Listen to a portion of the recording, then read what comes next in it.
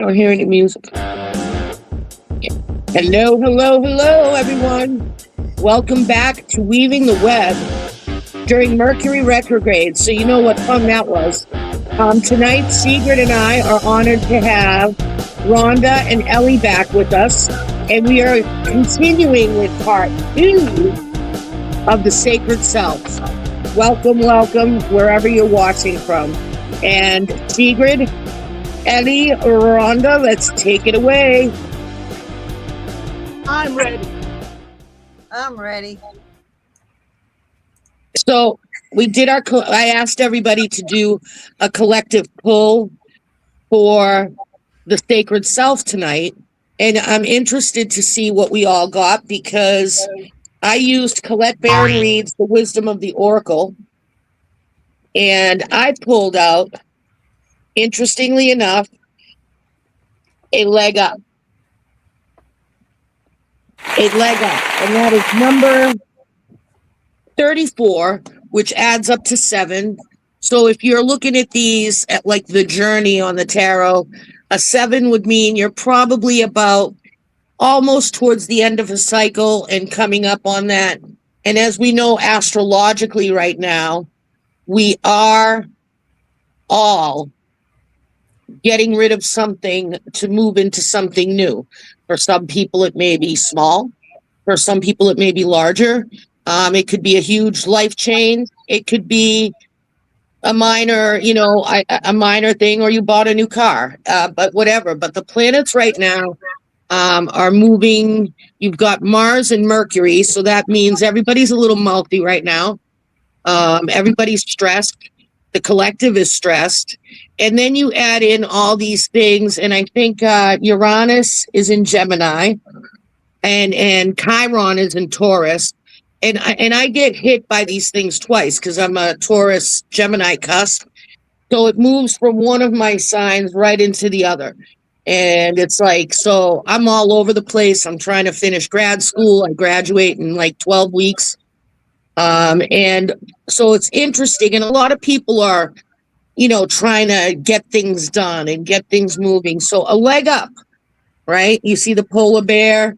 And, the 2 little baby bears are helping each other up on the back of the mama, right? So what does that tell you? If you just think about that action in general, that right now, for your own peace and for your own sacred self, and part of being part of your sacred self is to honor yourself and to honor your sacred time and to give yourself serenity. And a leg up means now is not the time to be afraid to ask for help. It's okay to delegate some things. It's okay to ask for help, to ask someone to give you a leg up. Harold and Rhonda have helped me when Sigrid hasn't been around, and Ellie.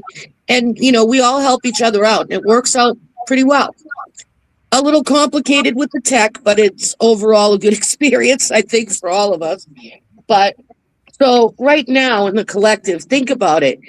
If you're overwhelmed and you just can't, it's okay to take a step back and to just honor yourself, because you only get one chance at this, as my friend Josh Simons likes to say, and you have to make the most of it.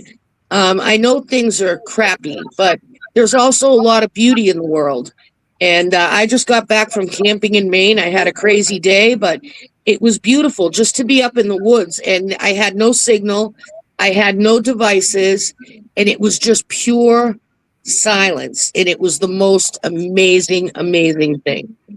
So self-care, and even in my profession, it's a requirement that we have to do self-care. Like we have to have, we have to have a list of what our practices are, because it is a vital part. Otherwise, your tank is going to run low and you're going to burn out.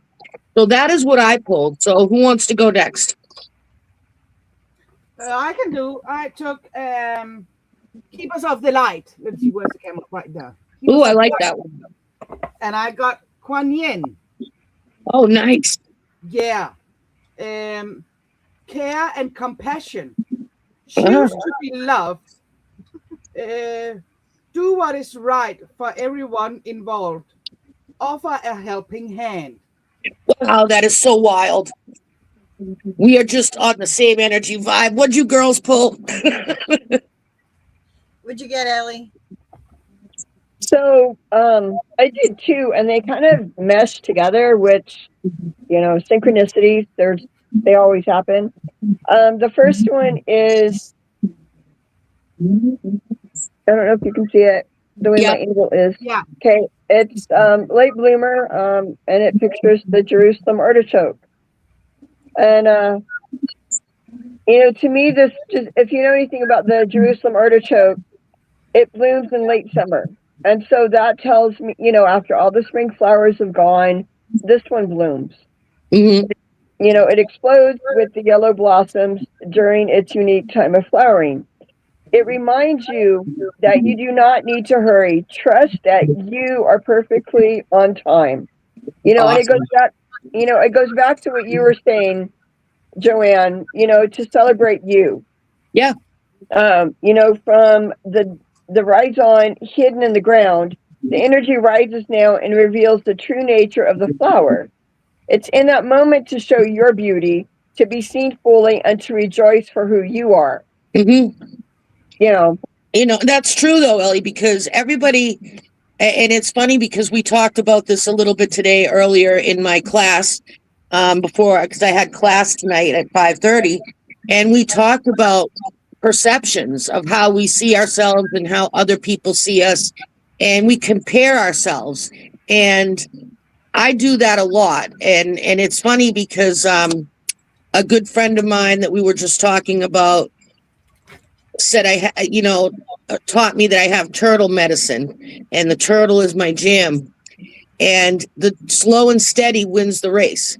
I don't give up. I'm persistent, and I just keep going. And I might get derailed a little, but I eventually get to my destination. And I think that is, and also turtle is for truth. So, but it's definitely one of my favorite animals in the whole wide world. If anybody knows me, they know I love turtles. Yeah. And turtle medicine, that's what it is. Slow and steady wins the race. You don't have to be the first one there, and then you get there and you're spent. What good is that? You know what I mean? You get to, I don't know. Just take your time and move at a pace, and ask for help if you need it, And the second card talks about synchronicity. Wow. It's and this one is the goddess of Lisa, or Revelation. She's a Chinese goddess. Oh, nice. Had to look her up. I don't know too much about her, so I looked her up earlier. And and if anyone knows about synchronicities, it brings all the elements together for a flash of insight to rise up in you in a glorious epiphany. Whatever is not clear becomes crystalline in an instant. Now, how many times do we have those things? I know Rhonda does, I know Harold does, and the little bit I know of Sigrid and Joanne, I know they do. And it's like, where did that come from? Well, we know where it comes from. It comes from the goddess. Yeah, that's that aha moment, as Oprah used to call it. Yes. And you know without a shadow of a doubt that you're on the right track. You can know a second before that, I don't know about this, and then all of a sudden you have that epiphany and you're like, oh yeah, that's right. Or something will happen, you'll hear a phrase, you'll feel something will click, and you're like, oh yeah, right there, I'm supposed to be right here right now. Yeah. And I know for me, my profession and just me as a person, I always like to help and to fix and to take care of people, things, animals, you name it. And I really, it's a problem. I have to literally schedule me time in my life. And one would think that would be an easy thing to do, but it's not. It's not, and I have to show proof, because that's the first thing my professor asked on a Monday, is we all have to tell her our self-care thing that we did during the week. Yeah, right on. If it's take a day off, even if it's like, I'm not going to do my assignment tonight, I'm going to turn it in late, whatever it is, she is trying to really instill that in us. And it is very, very important. That should tell you how important it is, you know.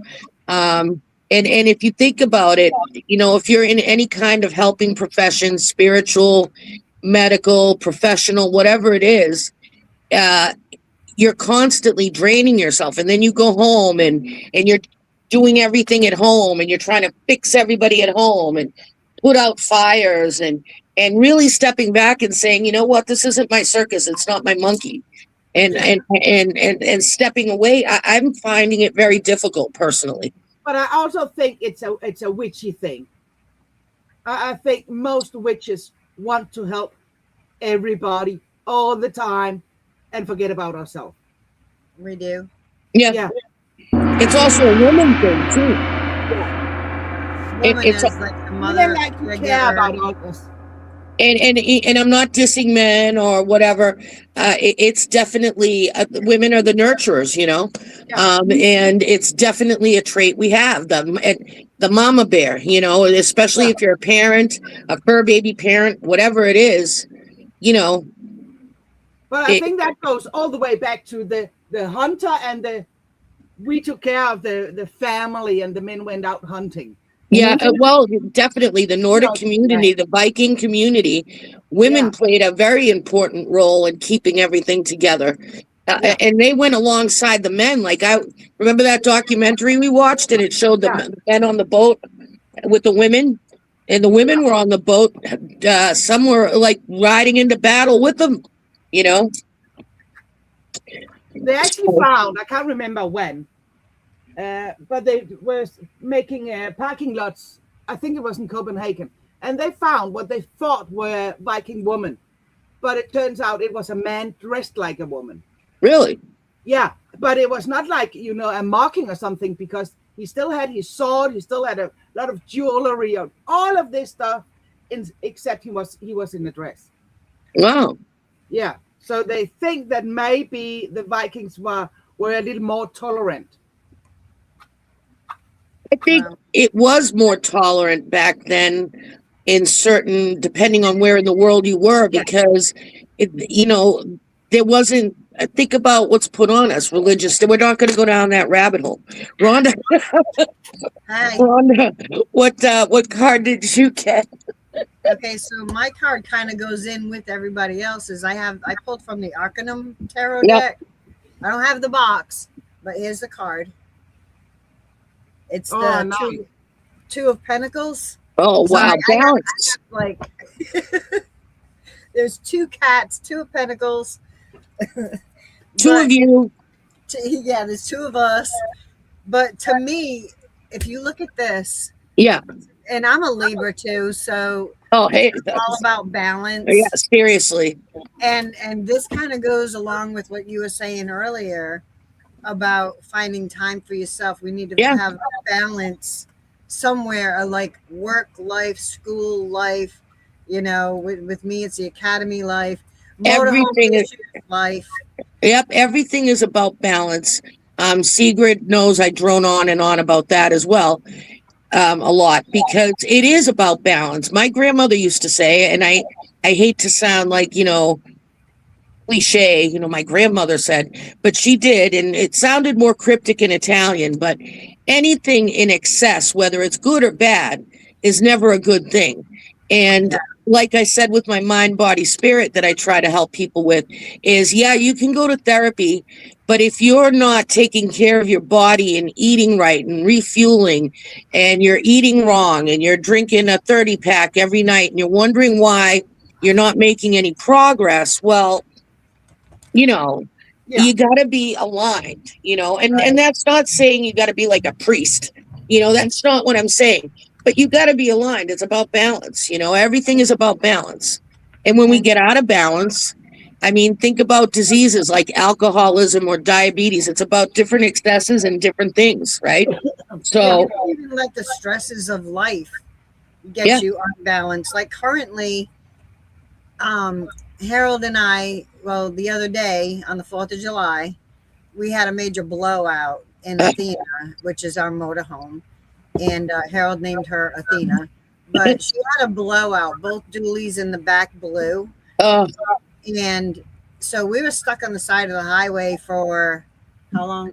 Like a day and a half or something. oh my God. Semis blowing by us, making everything shake. It was a nightmare.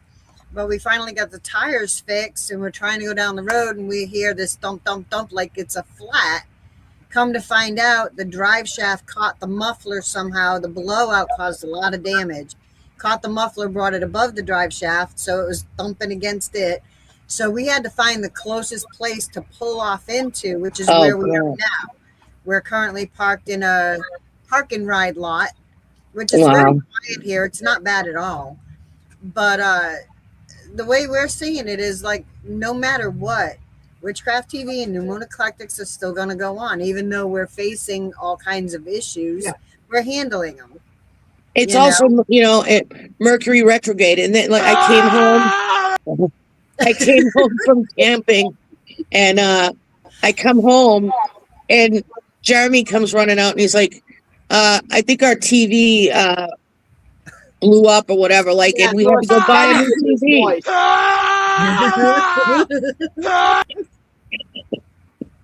Yeah. So, I mean, everything's, I get it. My AC in my truck went. I think we were talking about it earlier, Rhonda. I get it. Mechanical issues are the worst. I don't, but I love the attitude you're taking, because you're like, you know what? I'm just going to go. You can't fight it at that point. I was trying to explain. You should have seen my daughter trying to set up a tent. I'm like, listen, you can't get stressed. And she's like, and then, and of course her, her dad's getting aggravated. And I'm like, listen, just step back, Right. I had to put my earbuds in, and then there's only so much you can handle at one time before and your body goes off kilter. Yeah, and then I had to fight the urge because, like we were just talking about, Joanne wants to step in and, okay, maybe I'll take over what my daughter's doing. And I'm like, no, wait a minute. That's not, she needs to learn how to find balance, because life comes at you with all kinds of crazy things. And sometimes you have to take a hard left. Yeah. Yep. Exactly. And that is a huge part of the sacred self.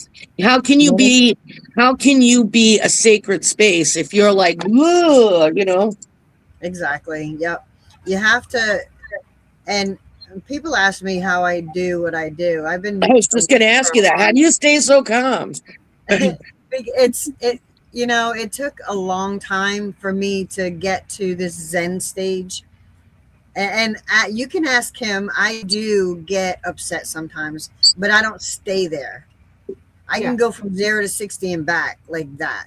Yeah. And it's just who I've become, because I've learned to keep a balance. I've learned to trust and have faith in the divine, that, look, the divine knows our path before we do. Yeah. It's laid out for us, and we just have to trust. There might have been an issue down the road that would have put us in a worse situation than what we are now. Exactly. Well, absolutely. And everybody's like, oh, that's so cliche, again, because these things sound cliche, but they're cliche for a reason. I'm finding out. I'm like, this is the way it is. Yeah. What do you do? You need downtime when life goes south and you need to go north. Yeah, things can happen. Like this could have happened because we both needed downtime. Probably.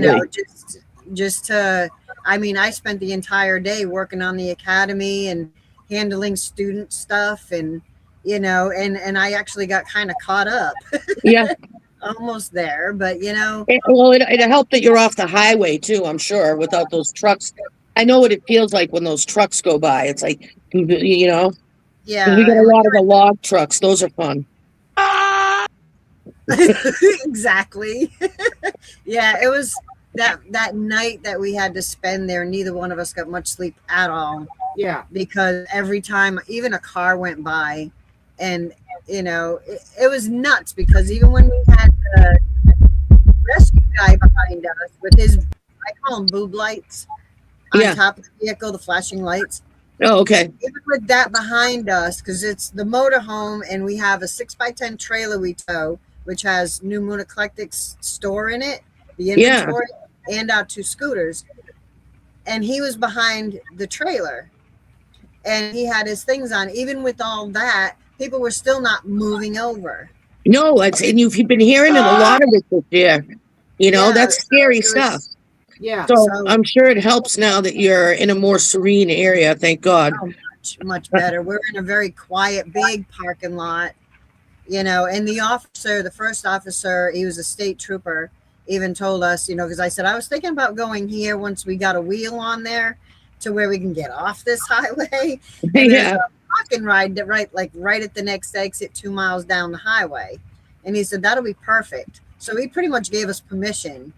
That's come- nice. So we're going to stay here for however long it takes to get Athena fixed to where she's roadworthy again. You know, it's just one of them things. And Yeah. you just got to take a breath, take a step back and say, okay, like it's been pouring rain all day. Nothing, I don't even know what the underside looks like right now because we haven't been able to see it because of the storms and the rain. Yeah. But we're currently on the border of New York and Connecticut. Oh, nice. You're getting closer. Yes, Connecticut is literally like 7 miles away. I knew something something wicked this way came. Yes, and we're coming for you. I found a great camping spot for us. I'm telling you, though, we're gonna do it. We're gonna. Harold's gonna play guitar and sing in the night, and we're gonna have just fun. And what about you, Ellie? What are your tactics when life goes south and you need to go north? Grounding and my tea. Those 2 are my, you know, my 2 things. I get my cup of tea because as I'm doing my tea, I'm grounding at the same time. I'm doing my stirring intention. I'm breathing. So, you know, I'm doing kind of all of those simultaneously. Yeah. To help. 5 senses, absolutely, because you're focused, you're stirring. Now you got the smell of the tea, the taste. That alone changes your mindset. I mean, do you recommend anything in particular, recipe wise? Or My go-to is peppermint, lemon balm, and you know that's my base because peppermint, I mean, is just a soothing smell for me, and lemon balm is one of the calming herbs. Yeah. And I usually put ginger in just because I like ginger. I love ginger. Right now I'm doing stinging nettle because allergies are not my friend. Yeah. And it's so far the only one, though I have several allergy teas, that's so far the one that's helping the most. Yeah. And then at night, if I need to rest, I'll put a little bit of chamomile in that same base. Yeah. You know, to help. That's another fave of mine. Yeah. I know back in January. Oh my God, that was a month. Rhonda knows what that month, what I went through, but there was a lot of medical stuff that, you know, I had gone through with Donovan, and every time I turned around, I had to breathe because there was something, and it was like, okay, so breathe. You know, so I mean, I was constantly reminding myself, talking to myself, to breathe. You have to. So, and we got through all that, and you know, we're still breathing. We're still here. You know, and you know, it was a long minute. I had to put a lot of things on hold.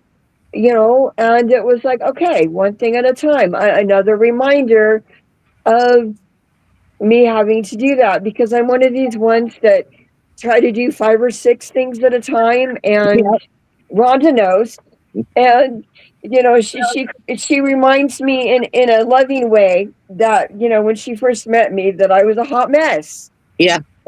Oh, not that you were a hot mess, but I know what you mean. And so, you know, she had to, you know, what may be basics for some people, she had to say, you know, try this. Try this breathing technique, try meditation, try this, try that. You know, take what you grew up in and shelve it. just get rid of it. Yeah. And I hadn't had anyone to try to walk me through the how to of doing that. They will always say, well, you need to meditate. Okay, well, that's great. But how do I do that? Because my brain doesn't always know those steps. Yeah. And so she was able to take, my brain, so to speak, and say, okay, you need to do X, Y, Z, A, B, D. Yeah. And then you find out it's not really as complicated. I tell people I can't meditate. I'm like, you got 20 seconds? And they're like, stop it. I'm like, no, seriously, 20 seconds. That's all I need. Yeah. And to show you. That's how, because I can't do hours of meditation. Ask Sigrid, I'm the hardest one to get to settle down during one. And when I do, I love it. But for me, it's the whole, that's why I don't do guided meditations, because I have to work myself up to that level. And I dumbed it down to 20 seconds for myself. And I pop up the video and I'll listen to the river. If I can't get to and I've been doing a lot of that lately between weather and people's schedules. And I'm like, I need to hear the water right now. And I click it on in 20 seconds and I recenter. So I like those ideas a lot, Ellie. And it's really hard when I sit down and I have a doggy blanket on me to get those are back the up. best. I want that doggy blanket. Give me those ears. So, sometimes if you try one thing and it doesn't work, try something else, because not the one thing may not work for everybody. It may work for myself, but it may not work for somebody else. So try different techniques. Find what works for you. Yeah. These are not, there's no right or wrong way for self-care. I'm so tired of people gatekeeping everything. It's as simple or as complicated as you make it. Exactly. And Sigrid, what about you? What are your methods of serenity? When something goes wrong, I get fucking mad.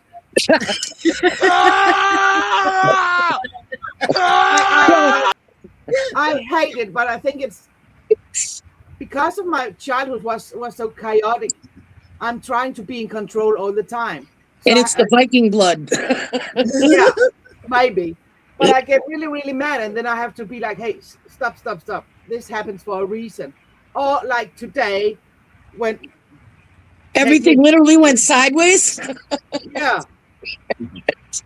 I know if I keep trying to do this, I'm gonna get really mad. So Ellie missed the sideways, so she doesn't get the joke. but yeah, if it's something I know, this here is not a thing I'm good at. I'm gonna ask for help before I get really, really mad. A leg up. There you go. Exactly. Yep. And it's difficult. I hate asking for help. I do too. That's one of the hardest things for that whole delegate. I told you, I can rationalize my way out of taking care of me in 100 different ways. Yeah. Yeah. And that's why I have that. We talked about when we talked about the altars, that I have the self-care altar. Yeah. It reminds me when I lit the candles. Oh, I need a good book or a cup of coffee. I need to say no. It's one of the hardest thing for me is when people ask for help, to say no. And it's, I have to remind myself, when I say no to you, it's actually a yes to myself. There you go. Yeah. And it took so long to learn. I like how you scheduled that in where you did a little goddess altar. I love that, because now do you do it routinely, or is it a daily thing? Like, well, you could work it in anyway. I mean, if you really need to, I need the daily one, I think. Yeah. My self-care also is every day. Summer, winter, every day. I think if you can pop a little bit into your day, that is a tremendous thing, because, sprinkle it like seasoning throughout your day, just a little mental health break. Even if you're at work or you're in that meeting and that coworker is getting you stressed, take that phone, go in the bathroom, listen to some ocean sounds, and then come back, and you'll have a whole different mindset. One of my mentors used to tell me, you need to just step back. Remember to step back. Because he used to like to watch, you know, those people that went across the Antarctic back in the day, explorers or adventurers or whatever they were called back in the 1920s through the 40s. And they went through like Alaska or like the Klondike. Like they went into all these different places and explored well before technology. And they would go into these places. And he said, you know, when you got frustrated on the you know, during the trail or whatever, you would stop and take a break. Yeah. And then keep moving. And as society today, like my daughter fractured her foot, and her job got mad at her. The no sick time. She had a doctor's note, and you know, they got mad that she took a day off. And it's like, you know, she works all the time. Yeah. You know, we've become a society where just go all the time. Work. Society And as humans, that's not what we're built for, you know? Another thing I do when, you know, when I can't get to my tea, when I can't ground going outside and, you know, going on the bare earth, barefooted, when I can't take my bath, the self-care, you know, I have the stones that I take with me, the black tourmaline or the amethyst, and I just stick them in my pocket. So when I'm on the go, when I can't have, you know, my time that I like to take, I just reach in and pull the stone out. Or since I wear jewelry, I just, you know, and that helps me. So, you know, it doesn't have to be like an elaborate ritual. It can just be something, okay, I got this. You know, something very simple. Yeah. Harold, can you see the comments? Because my screen is really tiny for whatever reason, and I don't want to touch it and lose the feed or whatever. Yeah, sure. Mary Mead, Rosemary, thanks for joining us. They made a comment, said, I get really stressed, mad, angry. I have to just get out of the house and get in the truck and ride. Just ride, park somewhere, listen to music. Yes. Yes. I mean, seriously, and anybody out there, if you have ways to honor your sacred self and taking care of you and, you know, put it out there, you know, because I think people need to hear this because it is too much. And I think there's a reason why it keeps coming up in card pulls. And, you know, we delved into it on our last show when Sigrid was on vacation. And it's a huge topic, you know, and for whatever reason, I felt it had to be talked about some more, you know. Well, the big thing too is if we don't take care of ourselves, then how are we going to properly, you know, with a clear mind, soul, and body, take care of somebody else or help with somebody else? Mm-hmm. You know, if you're losing your mind, how are you going to help somebody that's psychotic? Yeah. You know, and if you let your body get, when I'm really, really mad, go on the highway, roll down my window, and scream, just scream, and I physically can see, hear a voice being thrown out and left behind. Yeah. So every time I get really, really mad, I go on the highway and I scream outside the window. Yeah, I like that song. My go-to is that song by Rage Against the Machine. Yeah. But you won't do what you tell me. I used that song when I was a teenager. I used to like literally get into, I had a 74 Ford LTD years ago. Oh, nice. And that thing was a boat, and when I asked it to go, it went. But kids used to call it Mom's PT boat. But when I got mad, and this was back then, but I was like in my late 20s, I would put Metallica on, and we had Ozzy in my Walkman. We had a lot of roads that didn't have a lot of traffic. I'd hit one of those roads and literally hit the gas, blast the music, and just speed my way away from anger. And, you know, I'm glad I don't do that now. I don't think Athena can handle it, but like you know, RHCP says, music is my aeroplane. That is my definite go-to. Yesterday I found out the one thing that did work was my Spotify, because I have premium, the playlist. So if I have anything that's downloaded, I can still listen to it even if I can't get signal. And I'm like, wow, this is great. And I just pop my earbuds in, and my hair's long, so nobody can see them. And I just jammed out while everybody was just, and I'm like, Yeah. But yeah, we need to, and it does take a while to get yourself into that position. well, people need to start doing something. There's so much turmoil out there. In Boston, there was all kinds of bad things. People are hurting others. They're hurting police officers. They're hurting first responders. They're hurting each other. It's not good. And we need to stop it. People need to, I think people really need to regulate and decompress, like take a moment and just breathe, Right. And if my theory is, it's like we were talking about in the last show, it's like the throwing the pebble in the water effect. The ripple effects. And if you don't know what's going on in somebody's life unless you're personally connected to that person, so smile at somebody, say hi, good morning, good afternoon, have a good night, say, positive stuff. And that's what Dr. Weiss said. Remember I said he added that to the end of my mind, body, spirit thing to do something for somebody else, something positive. Right. Yeah, exactly. And I love that, Rhonda. I'm all for that. It's easier to do when you have yourself in that place.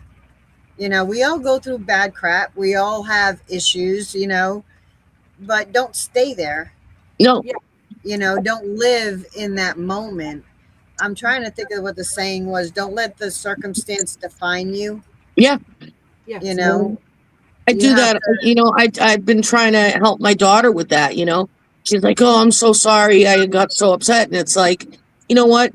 It's that's past. It's all in the recovery. How do you pull yourself out of it? Yeah, exactly. And I said, listen, we're all going through things, and it's hard right now, It is.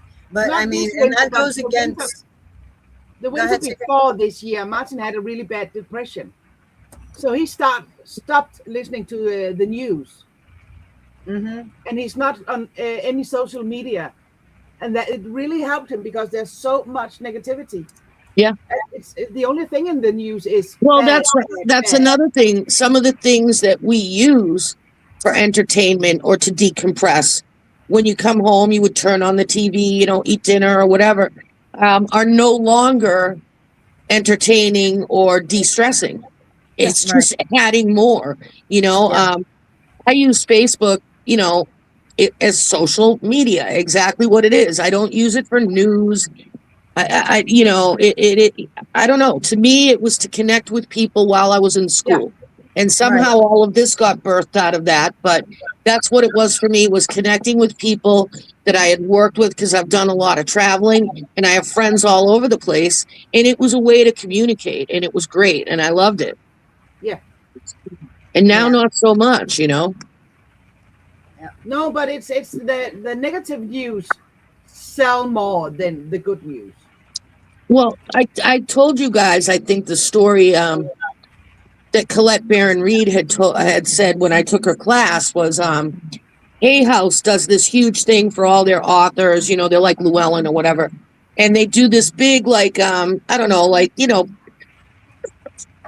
what would it be, like a get together or whatever, or what do they call them, convention for the for the workers, for all the writers and anybody who does anything for Hay House.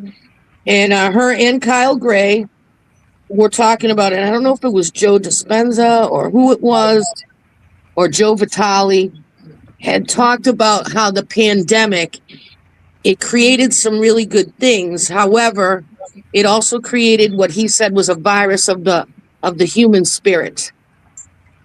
And he said it's fueled by discord, anger, fear, and all these things. And he said he could see it. And he described it like, those movies like 13 Ghosts, where that big thing was rolling down the stairs, and you could see it was like a cloud of all just nasty things. And he said he could see it, and you could see like little lights going off on the earth that were energy, and it was feeding off those negative fear energies, and he was seeing it like pulsate and grow. And so she had said, you know, I went back to my hotel room and thought about it, you know, about what he said. And she ended up having like a download or a vision or a dream, you know, whatever you want to call it.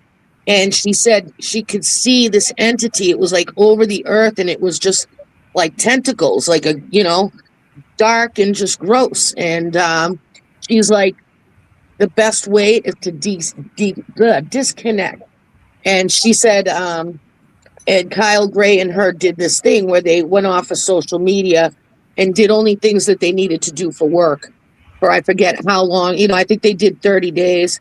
And she said the way her timeline had changed when she got back, she's like, you really need to like limit your time and set some boundaries and schedule in time for you, because the first thing, we have this in our hand, right? That's the first thing I'm going to go scroll, you know, and Yeah. you know.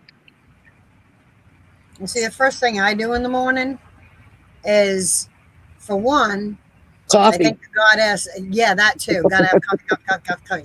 Gotta have the coffee. But before I get out of bed, I'm like, thank you for waking me. Yeah. Yeah, look.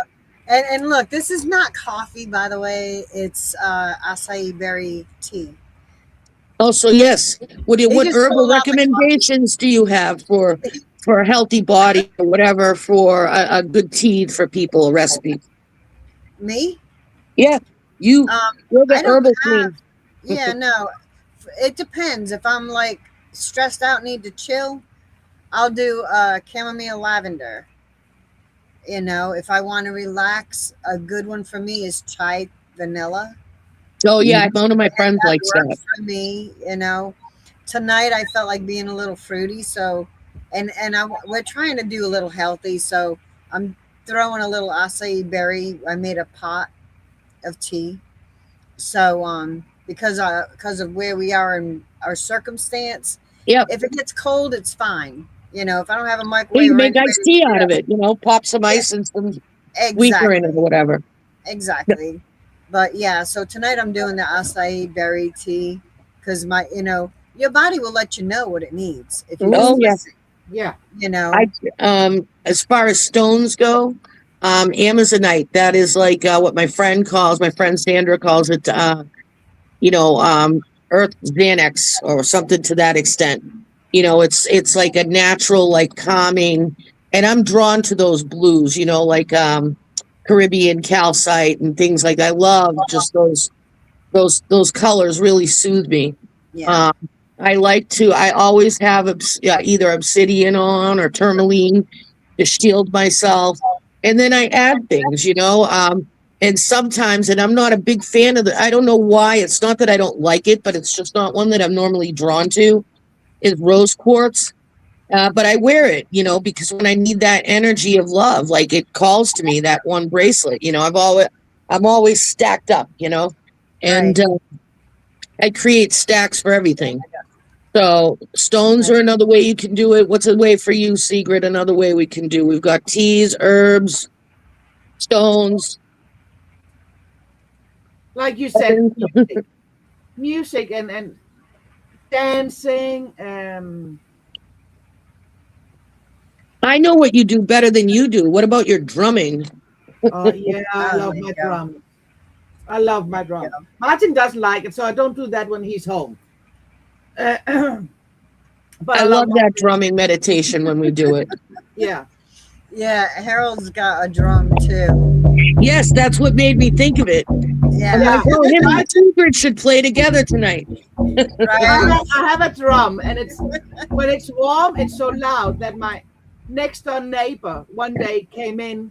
He was sitting in his living room, which is on the other side of his house, and he was like, "Shut that fucking drum off!" And I'm like, "Oh, okay," because it was over their TV, and I'm like, maybe I should find a drum that's not that loud. Yeah, A green drums are tambourine. Yeah. Or my drum or my singing bowls. I love using those. Yeah. Yeah. Yeah, that goes right beside the drum. Say yes. I'm no longer playing the drums. Well, another thing to do too is like, showers or baths. If you don't have a time for a bath, you can find those small oil diffusers. Yep. And put the oil drops, in the diffuser.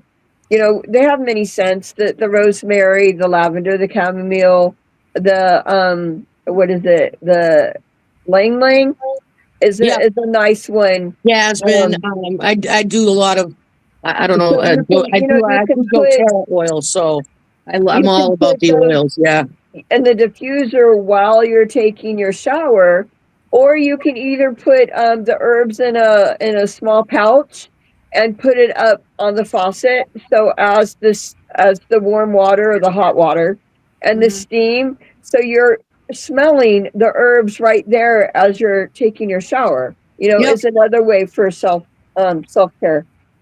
Yeah, And I do a lot of fidgeting. I have like worry stones are great for that. I have a piece of fluorite right now that I don't know if you can see it. Yeah. That's Yeah, that and I rub it, and I don't know, just to, and it's just not distracting me, but I don't know, it serves a purpose, the fidget. But the stone itself also is protective and healing and calming. A lot of people like fluorite. Excuse me. And I do, like I said, the doTERRA oils. I'm always mixing up something to, make it smell better. And if I wasn't supposed to say the name, I'm not advertising. It's just what I use for oil. There's a lot of things. Symbols can help too. Like if you have a favorite symbol, I like the different moon phases. Or Stuffies, like stuffed animals. You can use those, or you can have them up around the house, or wherever you are. Sometimes the small ones. The owl, I know, is a symbol of the goddess. So I have those up, around, the rooms that I'm in a lot of times in, because I can just look at that and say, okay, that means this. That's calming for me, and to someone else, a wolf or a panther or a cat, might be the animal that they're drawn to. So, this path is so diverse. There's not just one way or one thing, as Rhonda was saying earlier, that works for just, one person. Again, I want to stress, this is about personal practice, not covens, not, traditions, or formal things that you work with your group of people. This is about your personal practice at home, which can encompass many things. Cooking, I find cooking very de-stressing, there's all kinds of ways, and there's no right or wrong way. Absolutely, Ellie. I love that you brought that up, because yes, we need to remind people that, we're not saying that, covens or traditions or whatever you're into, but your personal, like what you do for you, Yeah, and so there's, we were talking the last time about our five senses. Yeah. And each one of those five senses has the ability to help us with ourselves. You can look with your eyes, you look at something calming, watch something calming. So I love watching the water. Yes. And like watching the ocean waves, or watching the river water. And when you can't do that, like in person, physically go there, watch it on your phone or your laptop or whatever, if that's what calms you. Soothing music, or listening to something, even a story. Some people can listen to a story like an Audible book or whatever, that'll calm them. the nose, you have your sense, you know, sit there and smell your favorite thing. Yeah. If it's a chocolate bar, Yeah. you And know? literally last night, I had to do just that because I was a little bit dysregulated because the silence. I always have to have a little bit of background noise because when my daughter went to school and my husband worked nights and I was home doing homework, I like to have noise in the background, you know, not that I'm focusing on it, but just so it sounds like there's people. And I found it very soothing, you know. I do that when I'm working on the academy. I like to have background noise. Yeah. It somehow, for some reason, helps me to Well, focus more and I don't get as stressed. well, last night in the woods of Maine, it was not even a sound, not even a cricket. And I'm just sitting there and I'm like, and I just had to like breathe and listen to the wind blowing through the mountains and smelling all the different scents. And then I started to hear the different things, you know, like you could hear, you know, that kind of the owl off in the distance. I think I heard some coyotes off in the distance as well. Some rolling thunder from storms around. I mean, and just like you said, the smell of the air, the campfires that were burning and that beautiful wind. I love the smell of the trees. And it's just, you know, and it was hard. You know, I really, when you have absolutely no stimulation, you know, outer stimulation electronically, you know, and it really was a wake up call to me at how dependent we've become as a society on these things that are supposed to make our life easier. Yet I find that it's doing the opposite in a lot of cases. Exactly. I have to learn in to the middle of the detach. day 2 hours where all my devices are on flight mode. Yeah. 2 hours, no contact with other people, and I do like maybe I play with my chickens, or maybe I'm gonna read a book, or maybe I'm just gonna dance around and being silly. But 2 Or hours. maybe Joanne will call and disturb my peace. Yeah. Or I'm gonna call you and have you see the sunset with me over the ocean. Yeah. I would have shown you the woods at night, but I couldn't get any. All I could do was text. And I think, all I could do was text. Wow. Because all I could get was that, because I have T-Mobile, so it automatically comes with, what is it, Starlink? And so whenever the Starlink satellite came around, my phone would go beep, beep, beep, and it would be like, but it was only text. I couldn't do like any data or streaming or like media, you know what I mean? Yeah. And I think I had to tell Christian, I'm like, listen, I'm gonna have to text you tomorrow because because I can't see what you're sending me. I have limited data. It's good sometimes to shut down from technology. Spend time with yourself to heal yourself. And with your friends, you know, and just people. Yeah. Oh, I hate when you are in a social gathering with some of your friends and all they do is hit like. Right. So why did you come? Why did you come? If You know, we're all coming around to sit and look at our phones. Yeah. Yeah. It's, you know, when I was driving truck, we get to see the seat covers, we call them, people in the cars as they're going by. As truck drivers, we call them seat covers, you know, but anyway. Oh, okay, yeah. You always see like the person's driving and whoever's in the passenger seat, every single time that person is on their phone. Really? No See, when I'm out on the road, I don't know if it's because of my dad, but I'm always looking around. Yeah, it's like they're not looking at anything but the screen on their phone. They're not conversing with the person driving. And I don't know what their whole trip is like, but you can usually kind of tell when they're engaged.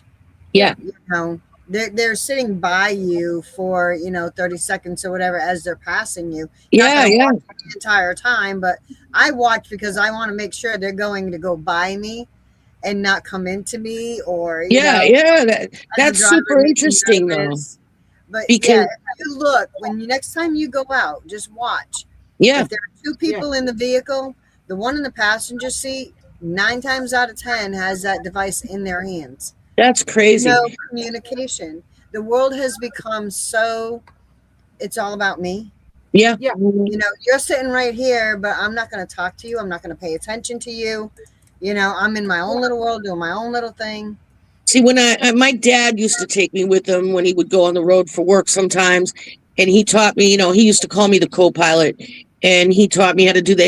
And it was all about look at this is here and this, because whenever we went to like someplace cool like New Hampshire, and we'd always stop and we'd go to Friendly's and we'd get big beef cheeseburgers and raspberry lime Rickies, because my mother wouldn't let us eat junk food, but so that was our thing that we did, and we would talk about all like we went to Salem, we went to all kinds of places. That's where I learned to love Salem. I was like, oh, I love it, the witches, and because we always used to watch horror. We used to watch movies all the time. Yeah, me and my dad. When I was a kid growing up with my grandparents, if I wasn't being taught something by my grandma, cooking, doing dishes, laundry, whatever, sewing, that was her thing to do with me. With the guys, it was always, because I grew up with 7 uncles and my granddad, and they were all mechanics, truck drivers, or race car drivers, something. But no matter where I was within the family, who I was with, it wasn't like today. A lot of people, have their kids sit in front of the TV or put a phone in their hands, or, there's no person-to-person interaction. Mm-hmm. Well, my daughter had that person-to-person interaction, even if it was with my friends, family. Yeah.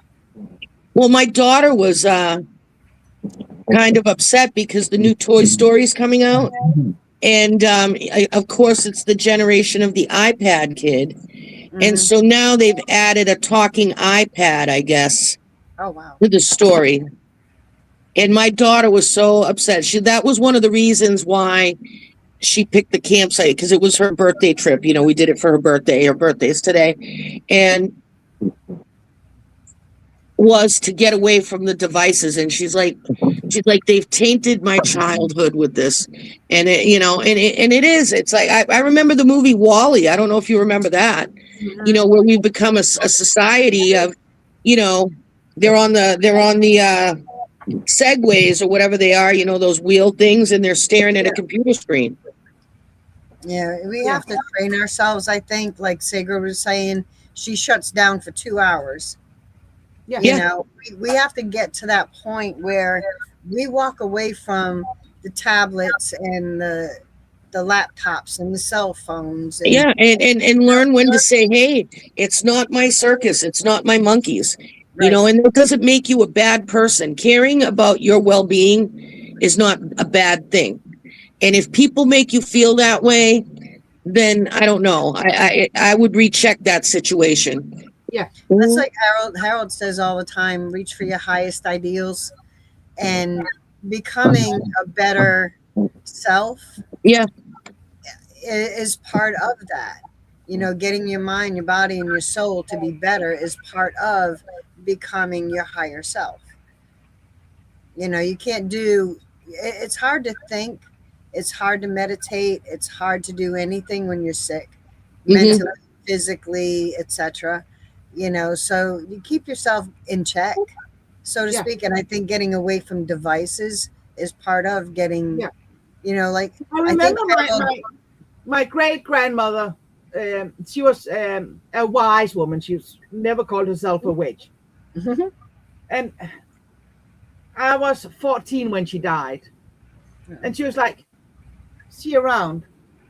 When I was young, my altar was sacred. Today, everything on the altar is being replaced by a television. Because for my great grandmother, the altar was where you had your focus, and then it was the TV, and today it's the tablet, it's the phone, it's the telly, it's computers, there's a device for everything. So we forget all about nature. No, we don't, because we're going to look at nature from our telly or our devices, but you don't smell it, you don't hear it, you don't sense it. You don't touch it. Right. Yeah. It was a whole different experience. And when I tell you there was no car, I was in the middle of nowhere. There was no cars. I mean, I was in a campsite, but it was national forest. And it was just, and Harold knows because he's from the 603. It's beautiful up here. And it was so Shundi is in the house. It was so beautiful. You know, I was annoyed at first because I'm like, oh, it's too quiet. How am I going to sleep? And then, you know, I just went outside and I sat there and I was like, you know. Mm-hmm, exactly. You know, a lot of people call us tree huggers, Mm-hmm.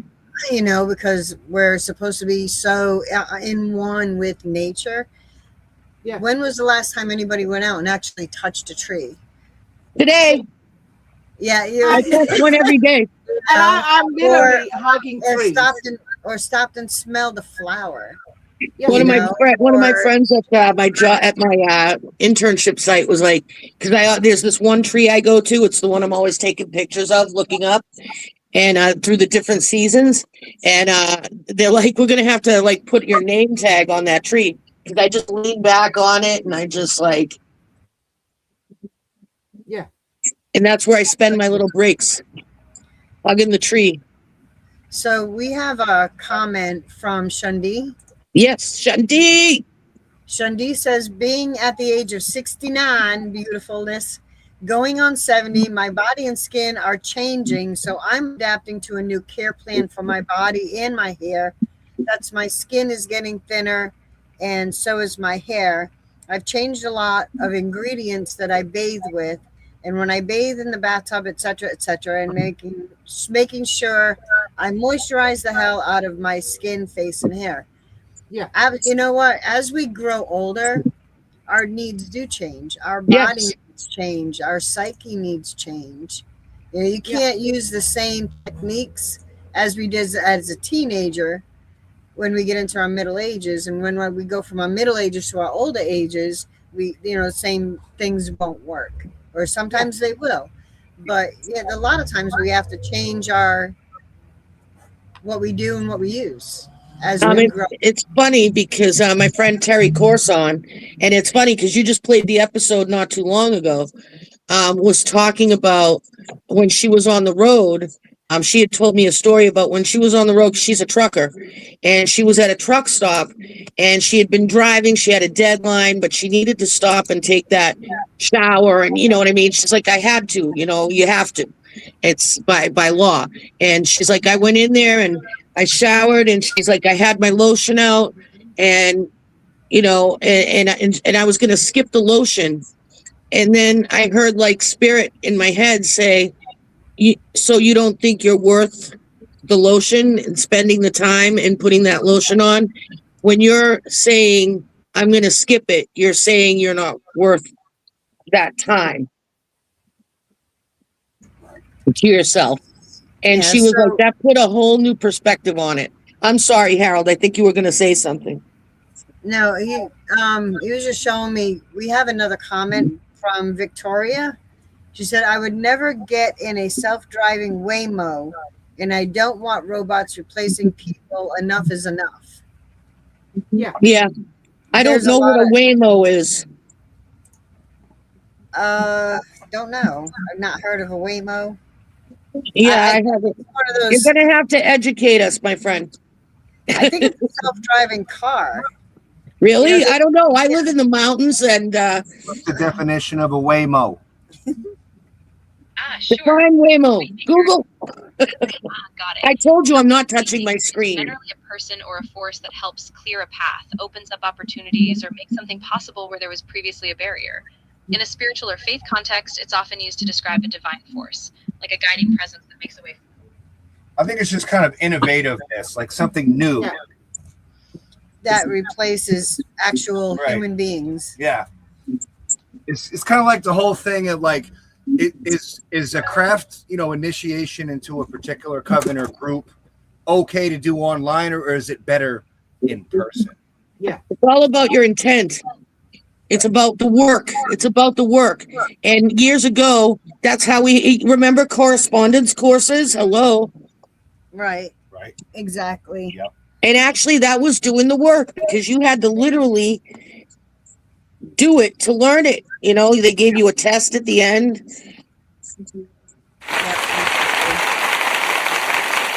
There's no escaping the work, whether it's for self-care or anything else. Here's another interesting little thing that has been on my mind, and I think I said I wanted to add it to tonight's show. I'm finding there's a lot less gratitude in the world lately. Yeah, right on. Exactly. Please and thank you used to go a long way. It still does if people would use it. Or asking before Please, common courtesy. right. Saying things like please, thank you. Victoria Yeah, said, I was right. Victoria said a Waymo is a self-driving ride share like Uber.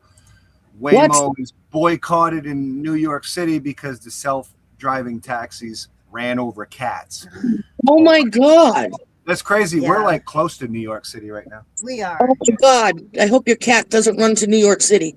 No, she's not going to. Keep your cats out of New York City, y'all. Yeah. Right. Right. Wow. Self-driving car. No, I couldn't. There's no way. No I way. remember when we were in Georgia and I had to take the bus, or no, I had to take an Uber to the bus station and then have another Uber pick me up from the bus station to take me somewhere else. And when I got to Atlanta, they had self-driving taxis. Get out. And no way. I would never. my Uber What driver, if something? No. Mechanical error. No. my Uber driver, Somebody in the car, darn it. he sent me a text and asked me to meet him in the middle of the road. And I was like, excuse me? Meet you in the middle of the road? And he said that he wouldn't go because the self-driving taxis were going in the little culvert to pick passengers up. And he said they have no idea what weighs up, what weighs down, and they get stuck. Oh my God. And so, yeah, so he wanted to pick me up there because the self-driving vehicles had no idea what the crap they were doing. That's insane. I would My never. sister got a new car. Victoria, stay away from the Wagyu or whatever it Yeah, is. I'm with Victoria. I would never. Yeah. My sister got a new car, and apparently it can park itself. And Oh she's no! like, I'm never ever gonna do that because I don't trust that shit. Right. Neither. Right. Yeah, like what if the computer like seriously? Yeah. Yeah, I Well, mean, Well, if it's running over cats, what if that was a little kid? Yeah. exactly. Anything that is like totally computer operated. Think of it like this: men created the computers. Men program the computers. Man makes mistakes. Yeah. I am not trusting my life, my peace, my anything to a computer. Anything. And when you say man, you mean like a humanity, not just men. Yes, yes. Because we have to say these things, otherwise we will suffer the eternal backlash of the self-important. I mean, man and womankind. Let's put it that way. Well, Man and womankind. if you all remember the movie I, Robot, it was a Will Smith movie like many Yes. years ago. And he knew the doctor that saved his life. He was in a car accident and one of his arms had to be, a robotic arm. Yeah. That had to be replaced. But what happened was that led up to that, a robot saved his life, but didn't save the little girl Oh, because the robot couldn't differentiate the percentage between his life and the little girl. Right. So, and when I first saw that, he played a magnificent part, but when I first saw that, his partner, the female, she didn't understand the older things of the movie, when Will Smith made the references to Hansel and Gretel, about emotions, she didn't really understand all that. He's like, never mind, because she was of the newer generation of the robots being helpers, the robots helping people. Well, what if they stopped helping? And as if you watched the movie, you saw that that's exactly what happened. yeah. Oh, God, I wish my friend Breeze Burke was here right now because we did a class on AI and the different effects it had and how it was created to help mankind as a tool. and we looked back through history, how all these tools were created to make life easier for us. So we have more time to do the things we want to do, yet we're Right. spending more time with the things and not doing anything else. That's the problem. And there's a lot of people that utilize AI for other reasons. It's just take, for I saw instance, you're someone going on, to I think it was Instagram, warning about tarot readers Mhm. only using AI and still Right. take a lot of money. And I'm like, okay. But that doesn't have any feeling. It can't. When I That's do tarot reading, I get idea, I get pictures, sound. I don't self-disclose a lot, but that's why they don't recommend therapy, because you need that human aspect, because AI is biased. Because if you think about what the origin of AI was like I said, it was originally created to farm data, to make people's life easier so they didn't have to do a ton of research. Right. So meaning, like if I wanted to research herb tea, I'd put it in and it would pull all the data that it finds out there on the interwebs and pull it back to me. And then I say, whoa, this is way too much. I want to narrow it down to lemon balm or cat's claw or whatever. And boom, it brings me back just those things. And it's always going to give you what you're looking for. So it's going to have a personal bias. You need that human element because we have the gift of discernment and free will and perception, critical thinking. We have a brain. Exactly. I get a lot of commercials on, I think it's Instagram, some kind of game called Hey, where you can get an AI boyfriend or girlfriend, but if you don't treat them right, they're gonna break up with you. And I'm like, what the fuck? So now you're not even gonna go out there to get a boyfriend. You're gonna. Let's take it one step further. Did you read about the woman in Japan that actually legally married her AI boyfriend? Oh my gosh. Are you serious? Yeah, it was a real thing. She actually married her AI boyfriend. Yeah, I read that and I'm like, okay, now we're going too far. Yeah. There are people that are not even using their brains anymore. They're using AI to, write a book for them. Or and Breeze is a college professor, and she was like, I'd make people write out because she knows how to look for the AI, and she's like, no, you need to do the work. take lessons even. Can you imagine somebody going to med school and using AI for all their answers? Oh, Like- and what? As I have an academy on eclectics, and it would just drive me insane if one of my students were like buzzing through my I write my lessons.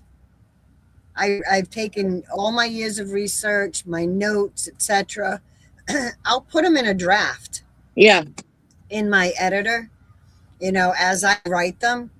I will use AI to help me out with the punctuation, make sure I my T's are crossed, my I's are dotted kind of thing. So, Yeah, I use Grammarly when I write papers.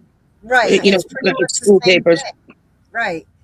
But for a student to come through and read the lesson for you and and I think they can take the exams as well using AI. And I don't know about that. I'll have to ask Breeze. We got to get her on here. That would be a cool panel. Breeze, if you're out there listening to me, I am putting the call to you out there. But seriously, you have to do the work. Yeah. It's like I said, you have, you can't sit, if you don't know how to diagnose and assess, you're going to be screwed. You can't have AI do that for you. Like, I don't know. There's just certain AI, technology is a tool. I'm not anti-technology. I use a laptop. I have a phone, but I use them. And I don't know if it's because I'm of a different generation that, this stuff came out I had already done like, you know, the Dewey Decimal System and all these things. I had to go to the library and go to the reference section and pull out books and read them. And write my own margins. That was the worst. You know, you had to have your ruler and measure out the margins on the paper. And oh my God. And, you know, but I know how to do it, you know, and I went into grad school and I started, and they had to have a class. The very first class is how to write academically. And that's sad. If you're at a grad school level and you don't know how to write an academic paper, and they still do it in the classrooms on the, because we have discussion boards, and they'll be like, well, yo, you know, and I'm like, well, yo, like, seriously? Yeah. We have a comment from Rosemary. She says, AI equals artificial intelligence. Excuse me, but I am old school and artificial means not real. So to me, AI has no business in our world. The guy that created AI said it cannot be sentient, ever. Well, people are using it as a replacement. Yeah. Yeah, but there's also people out there that think it's that it's sentient, like that it's other realms talking to us. What are your thoughts on that? No. No. Now, we use AI, and Harold and I were saying earlier, we were talking about it because apparently there are people against us using AI for pictures. You know, when we write a post, we'll have AI create, you know, us standing next to the motorhome, or, you know, like right now I have one up there with the motorhome sitting at a park and ride. A Snoop Dogg does it all the time. It has him like skiing down Niagara Falls or whatever. You know what I mean? There is, I think, a limit to using AI. You know, you can use AI for things like pictures and, you know, to help you with your grammar or punctuation, you know, stuff like that. But taking other people's work, and to have it replace using your mind, you know, or using, you know, utilizing the abilities of someone else. I'm going to repeat myself. There's no escaping doing the work. Right, exactly. right. But it'll catch up with you. It's you can't use it for a doctor. You can't use it as a therapist. You can't use it as friend. You can use it as help me with my grammar, or help me with making a picture or stuff like that. Or as an office assistant, you know, like productivity. You still have to do, like you said, Joanne, you still have to do the work. You still have to set your boundaries. That's like Ellie was talking, her and I were talking, I think yesterday, and she was in another group, and these ladies that are supposed to be teachers in this group, like witchy teachers, they're supposed to be teachers, and they put up a post about a subject, and Ellie asked them a question about said post, and they couldn't answer her. And I said, it's probably because they used AI to read the information. They didn't research the information. They have no idea what they're putting out there. They're just putting it out there and know nothing of it. AI put it out there. You know, I took a class there's actually people out there that are doing that. I took a class once, and I'm not going to name names. But every time someone asked this person a question in her class, she was like, I don't know, because it's difficult for me to answer. It depends on what was your thought while you did it. I'm not sure how you exactly did it. So I can't answer that. I'm like, you're so full of bullshit. Yeah. Rosemary just wrote something akin to what we were just saying. Kids are using AI in school, which is keeping them from using their own brains to learn. Exactly. Critical thinking skills. Right, exactly. Common sense even. Yeah. Common sense even. AI has no idea how to do common sense. In Denmark, you don't get a tablet or computer or anything to use in school until you're, I think it's 11. Oh, yeah. Or 12. So Victoria said, AI has fooled me many times. It's gotten too convincing. what AI does when you research something and you ask AI a question, pretty much the AI learns from everything that's put on the web. Yeah. A lot of things that you get from AI, you can do from doing your own research.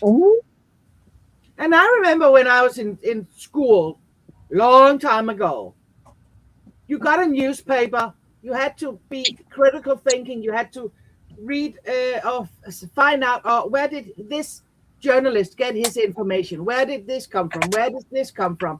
And the young generation today doesn't learn that.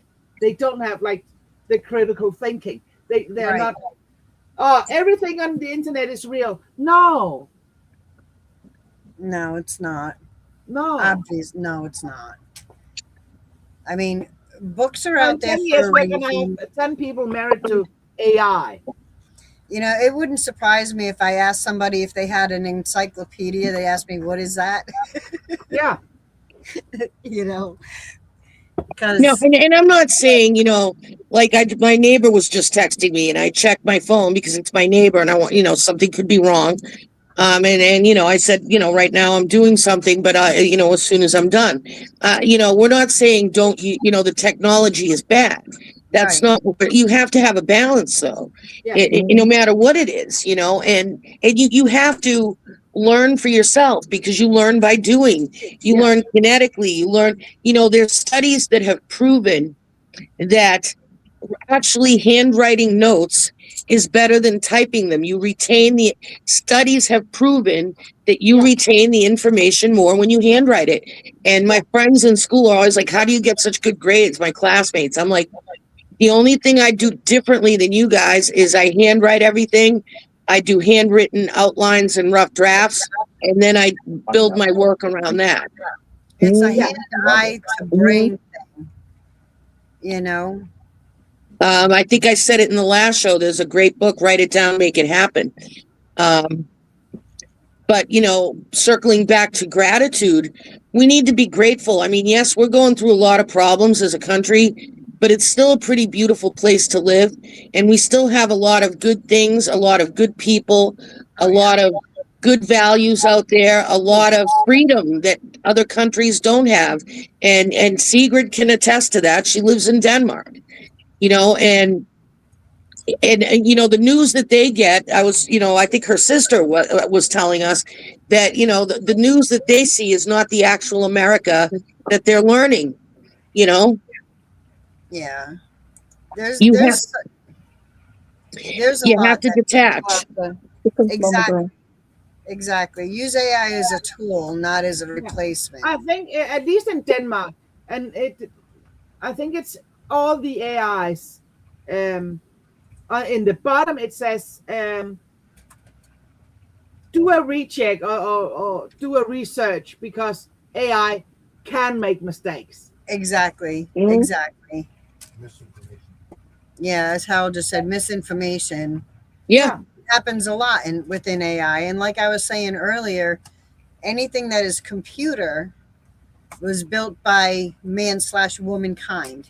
Yeah. Well, as a former tech support person, we had an old saying, most of the time what's wrong with the computer, we say it's UI. And people were like, UI? And we're like, yep, it was a UI problem. And they're like, what does that mean? I'm like, user input.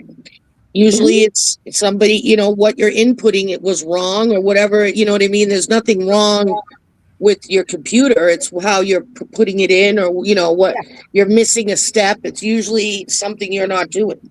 That's like autocorrect or speech text, voice text. How many times does that mess up?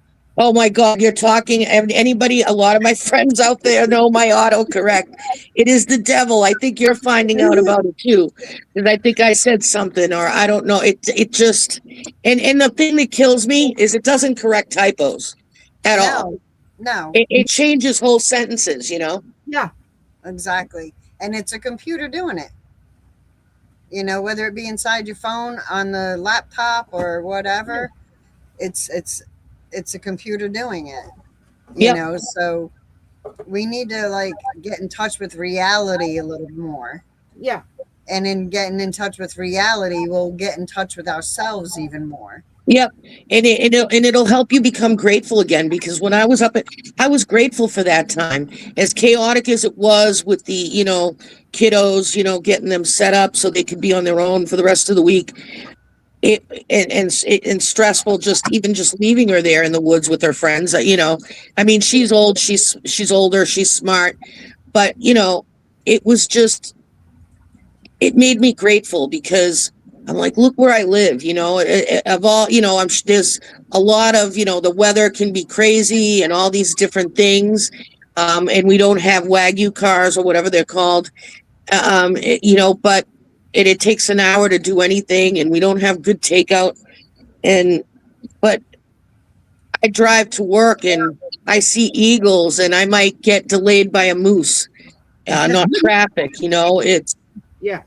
And I'm grateful for that. How many people can say that? When I drive to Walmart, I have a mountain view, Yeah. I think as a human race, especially as spiritual people, no matter what path you're walking, everybody needs to start getting a balance, start finding that balance. Like you were saying earlier, excess of anything is too much. Stop looking at labels and look at people as individuals. Right. Stop looking at people, just look at them as human beings. I really hope one day that I can interview Josh Simons, because he does really talk. I posted a lot of him lately when he pops on, and he does really just have a really level-headed perspective on it.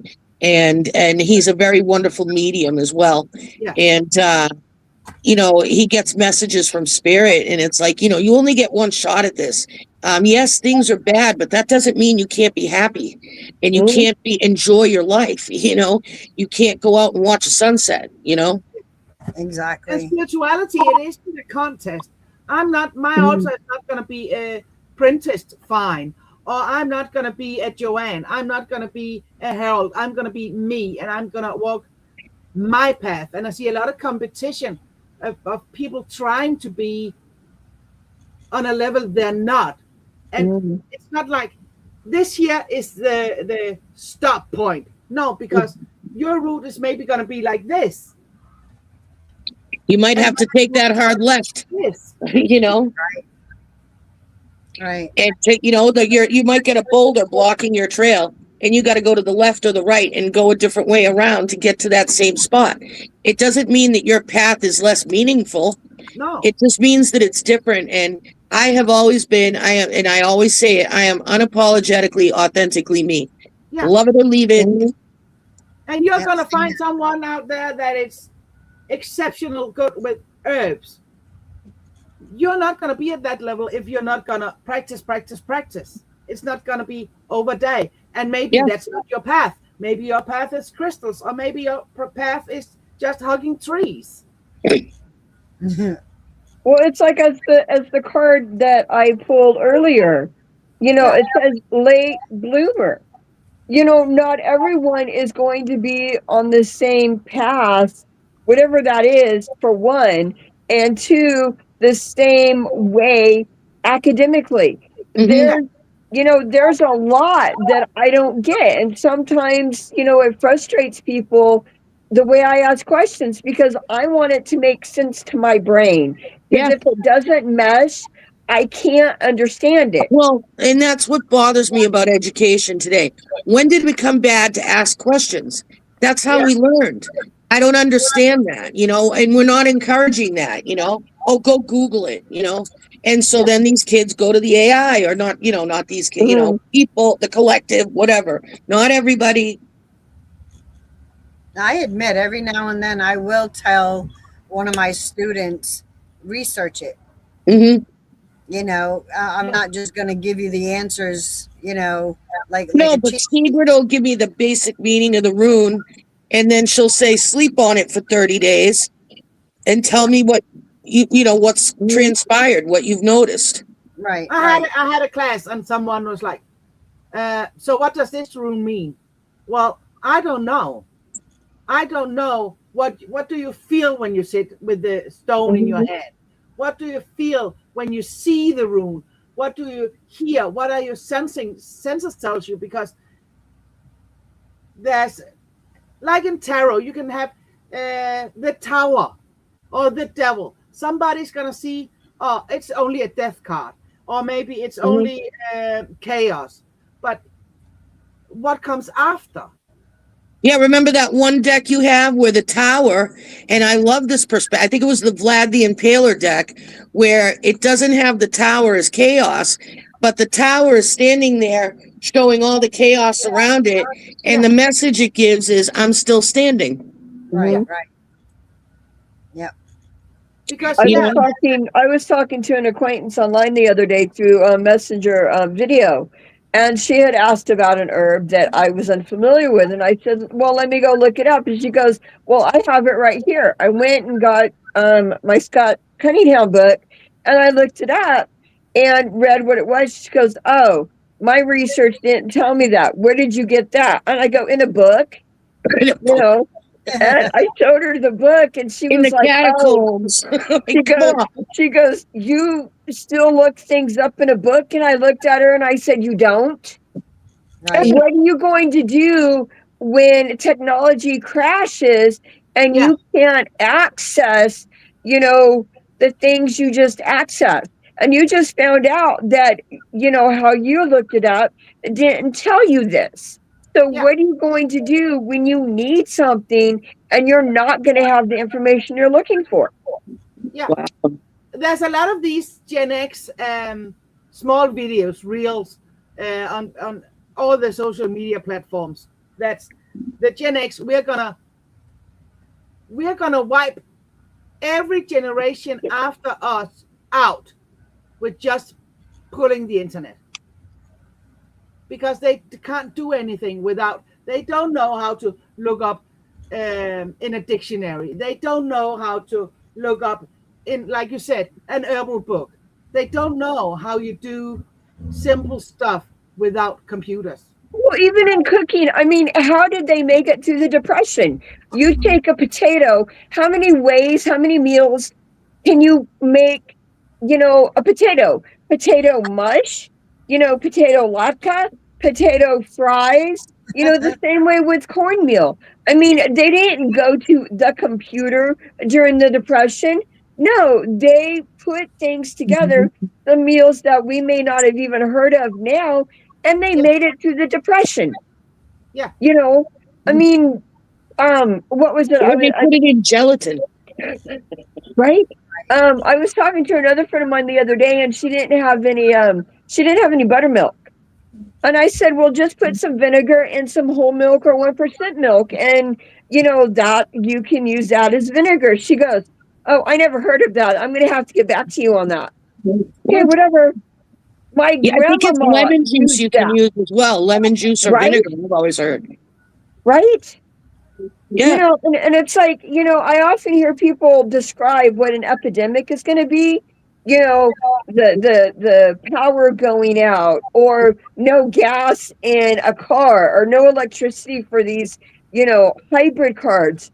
Well, what about people not being able to cook because they're so used to all the prepared foods that we have now that you just go to the store and put it in the microwave? Somebody else doing it for you. Yeah. Like AI doing things for you. I talked about that today with Sigrid about, you know, people just using things as excuses to, because why they don't do things, or why they don't know something, or if you correct them, or, you know, not correct them, but if you know what I mean? It's like avoidance, you know, well, I have this, so I can't do that.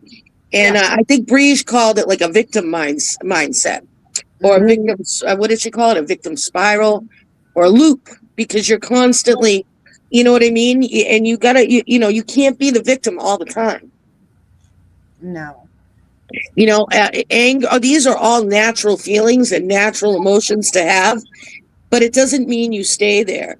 I think, who was it? The Abraham Hicks that talked about the emotional scale and the different levels, and you fluctuate between levels. You don't, or the stages of grief, you don't just stay in one level.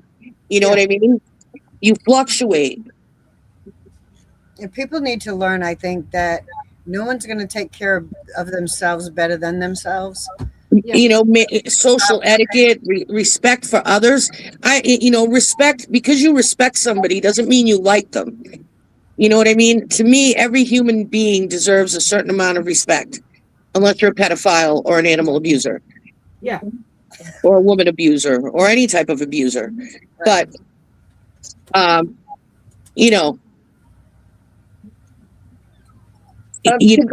to go along with Abraham Hicks, Joanne, Maslow's hierarchy is another one. Yeah, exactly. You know, if you look at the pyramid, it's not closed at the top. No. Open, because there's always room for self-improvement. Exactly. Yeah. I try to keep the show more spiritual, but you are absolutely right with Maslow. And thank you for bringing it up, because I would have liked, I think about things all the time and I'm like, oh, I'm not going to go there. Well, it's not just physical or scientific. No, it is spiritual. Because if you look at the bottom, that is one of the foundational blocks, is the spiritual aspect. Yeah. So if you have any of those blocks missing, you can't really build on anything until you have that foundation set. So it can be very spiritual. Yeah. At the very simplistic view of it. At least that's how my brain sees it. Yeah, no, you're absolutely right. And as somebody who has been in school for a very long time, I can tell you that is a correct observation, In a way, we're still all in school. Well, the school of life, absolutely, but I'm talking about the school of Joanne. My master's degree. No, the school of my university. I don't even have a school of anything, really. I'm winging it most of the time, and I've learned over time, because I was always an avid seeker, and when I go to people for advice, I don't ask them to do it for me. I ask them for suggestions, and then I go research it. But I've always been that way. Like, there's my sister who takes a recipe, and she's one of those people that buys the ingredients that in a garden, the souls of the tomatoes of the souls of your ancestors or whatever, those weird, and she has all the cups measured out. I use recipe books as research books. Like, I come up with, I want to make a chicken casserole or what, Alfredo or whatever. And I'll look up like 7 different recipes for it. And then I create my own. I take a little bit from everything and make what works for me. Yeah, there you go. And that's another form of self-care, cooking. Yeah. Kitchen And witchery. that goes all the senses. I'm more of one that looks at the recipe and uses it as a suggestion. Yes. And so if I look at a recipe and something doesn't sound right about it, I won't use it. I'll put something else in it. Well, the tomato sauce in my family, right? I used to have to watch my grandmothers and my mother. I had to cook with them. And I was little, and I started off with little jobs, like, roll the pasta or do this or grate the cheese, And I learned, and I used to hate it at the time, but when I got older, I was grateful. And we all have the same basic sauce. People are like, do you have a recipe? And I'm like, no, it's all in the wrist. I just know. And if you taste our sauce, if we had like all 5 of us lined up, including my daughter, it's the same basic recipe, but each one of it is a little different. Yeah. And, it's the same base, it's the same foundation, but the end result is a little bit different. So as long as you have your foundation in place, you can build off of that, and you can build, like she said, to whatever level you want. Exactly. The sauce of life. Yeah. Ooh, I should coin that. The sauce of life. I should call Llewellyn tomorrow. I want to write a new book. The Sauce I of have Life. a concept. Yeah, it's all about people seriously need to start learning to create a balance for themselves so they can Yeah. make better selves. And if you make yourself better and you have somebody next to you that's not having a good day, you can maybe help them have a better day. Yeah. You know, teach somebody else how to be better selves. Yeah. Just be grateful. I'm grateful for my pets, you know, because as annoying as my daughter is, when she's not home, I miss her. Yeah. Right. And I'm sitting here and I have my cats are all looking at us and Ember's right here at my leg. And it's, you know, it's soothing and you know, my neighbors, my friends, like I'm grateful for you guys, you know. You're part of my rhombus of serenity. The rhombus. The rhombus, yeah, right. Well, no, because we were talking, remember you and I, Rhonda, about social circles getting smaller. And I was Right. like, "Oh, mine is," and she's like, well, you're in my circle. I'm like, no, we want to call it a rhombus. Because Yeah. mine is almost like trapezoidal at this point. I'm like, Right. is that big ears? It Is that my friend? Oh my God. Ears. And this is my self-care right here. Look at his ears, this dude. See, even something as simple as this, Yeah. you know, can reduce somebody's stress level. And Yeah. if I missed comments, Help them people, find I that. apologize. We're still working on how to get my feed to my channel, and we'll have it figured out eventually. We have vacations going on. Life is turning left and right and up and down for all of us. So be patient. I'm grateful that I can get a message out to everybody through Harold and the people that I know. I'm grateful for that. And speaking of which, I don't know about you guys, but I don't know if we can make it a full 2 hours because we're running on battery juice at the moment. Yeah. Well, if you have to go, you have to go. And we did what we did, you know. And there's things that more important than this live. It's Yeah, more important that you can make coffee in the morning. yeah. Hey. You know, when we I'll talk make about social Harold media, jump we on didn't mean my show. No, only kidding. Hey, Could you imagine? I'll have Harold jump on the scooter and go to Dunkin' Donuts. Oh my God. I just got a visual of that. Is he going to wear his white robe and socks and sandals? Hey, you know what? He has done that before. I know. He has. He's worn his robes and driven with the sandals and socks and yep. You ever see that car? That reel, and it's the guy, he's driving a car, and it says honk if you're into the Satan or whatever, and people beep the horn, and then the trunk opens up and this dude dressed like Jesus comes up and is like, Victoria said, I'm grateful for this awesome podcast. oh my God, thank you, Victoria. Victoria. Thank you so much. Many thanks. Yes. That means a lot to us. Look, from me to you all, stay balanced. Try to find a way to stay balanced. Love and compassion. Don't forget, sometimes you need a leg up. Give a leg up, take a leg up, whatever you got to do. Be a blessing. Be a blessing out there, you know? Yeah. And remember, you're not like everybody else. Exactly. And in memory of Wayne Snellgrove from Standing Bear, who we all have known and loved, spirit always operates from the heart. Real quick, Kevin says, all I have to do is look at my kitty and I'm instantly filled with peace and happiness. Oh, thanks, Kevin. I feel you, Kevin. When are you going to come on, Kevin? She's going to ask you every time. We want to know the druid ways, the druid wisdom. And I'm serious. I've always been intrigued. Yeah. Anyway. So from New Hampshire, Denmark, the roads of New York. And where are you, Ellie? Northern Idaho. We're up from all over. Thank you for joining us live, on demand, replay, however you're doing it. Much love, and we'll see you next Monday on Weaving the Web. Bye. Bye.